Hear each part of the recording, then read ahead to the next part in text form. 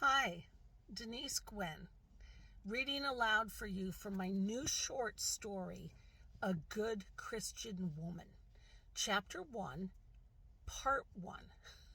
Okay? Here, Mama said, as she placed the steaming hot tureen of soup into my gloved hands. Run this over to Mrs. McClintock for me, will you, honey? Mrs. McClintock? I cocked an eyebrow. She's still alive? Her cancer's come back. She's hanging on by a slender thread. Oh, when did she? She went for a mammogram in February. They found a lump. Cancer. Oh dear, I didn't know. You've been so busy with school, honey.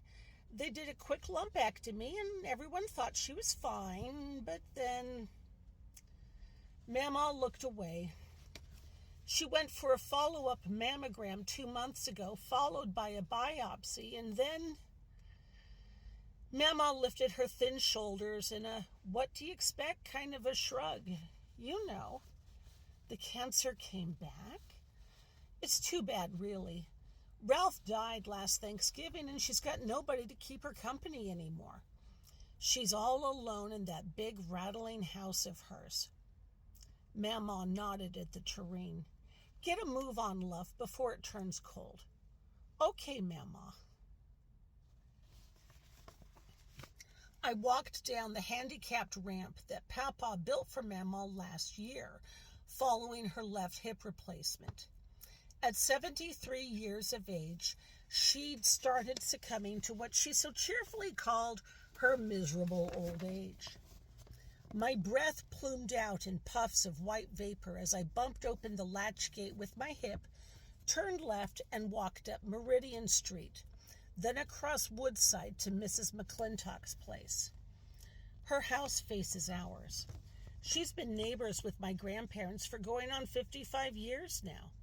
Back in the late 1800s, a railroad baron built 4 houses in our neighborhood, one for him, one for each of his 3 daughters.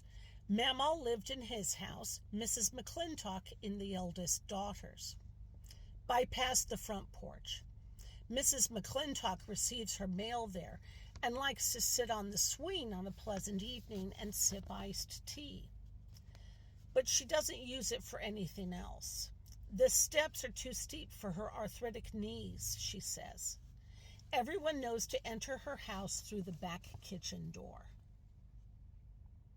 I stopped at the gate, nudged it open, and walked across the backyard that sloped all the way down to the creek.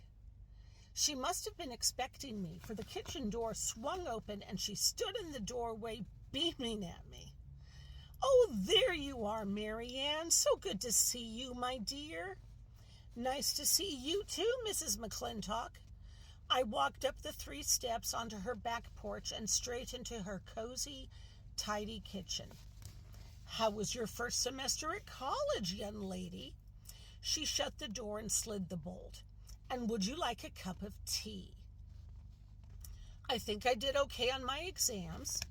I set the tureen down onto the counter close by the sink, stuffed my gloves into my coat pockets, and yes, I'd love a cup of tea. She filled the electric tea kettle with water and pushed the button. A teapot perched on the counter, so she must have suspected I'd accept a cup of tea. Our habit, after all. As she prepared the tea, she moved around her kitchen with the easy grace of a woman who has occupied this space for many years. I went to my chair at the kitchen table and shrugged off my coat. As I sat down carefully, all her chairs were from the 70s and set on casters to roll easily. I noticed the ornate oriental carpet laid out across the old-fashioned tile. It used to lay under the kitchen table. Now it's snuggled up close by the sink. Apart from that one modification, nothing else had changed. Mama started bringing me over here when I was 4. At my first visit, I played on the oriental carpet, pretending it was an island in a sea of tile.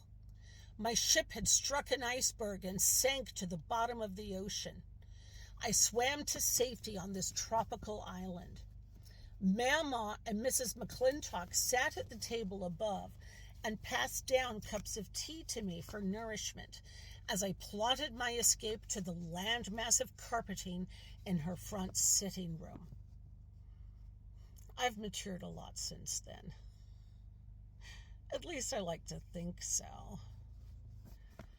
She cocked her head at me. Earl Grey, or do you prefer something herbal? Oh, no, Earl Grey's just fine. Need any help? No, you sit tight. I did as she bade me. She didn't like anybody to get in her way. This I well knew. I sat back in the chair, noticed a vast array of orange pill bottles marching across the table runner. She took a lot of medications. Poor thing. My nostrils flared at the softly sweet aroma of hot melting chocolate and butter and cookie dough. Oh, something smells yummy. You're just in time for some chocolate chip cookies fresh from the oven. She stuffed her hand into a mitt and pulled open the oven door, set the tray onto the counter, slid 2 gooey cookies off it with a spatula and onto a plate, which she carried over to the table and set down in front of me. I've gained 5 pounds since I got to Mama's, I said, reaching for the first cookie and taking a bite. The chocolate melted.